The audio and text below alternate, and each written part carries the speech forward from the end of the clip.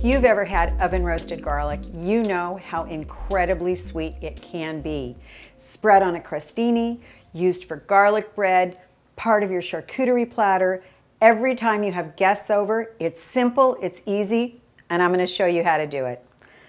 Whole heads of garlic. Just take off the outside couple little extra papery pieces, right? Because you want it solid like that. You're going to take your knife and you're going to cut about a quarter off the end there, just like that.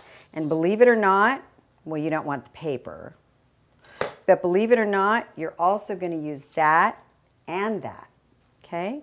So you do that, set them into your aluminum foil, cut side up, and then you're going to just drizzle about 2 tablespoons of olive oil on. You're just going to add this oil just so it adds a little bit of flavor and moisture, because we're going to close this up into a packet.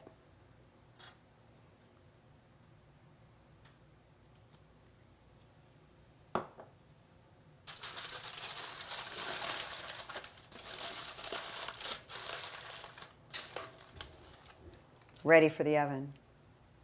So now we've got the closed up packet, we've got our heads of garlic that are cut, and the olive oil that's just been drizzled on.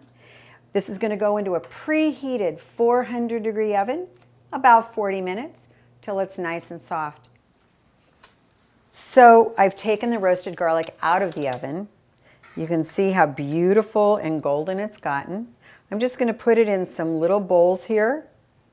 I've got some crostini that I've made, toasted baguette, another fancy name, right? I'm going to put this one over here for when my guests arrive. And the great thing about roasted garlic is if you just squish, they will start to pop up. See that? Look at that. That's beautiful. And you take that and you just spread it. And there isn't anything sweeter than nice roasted garlic on a good piece of baguette.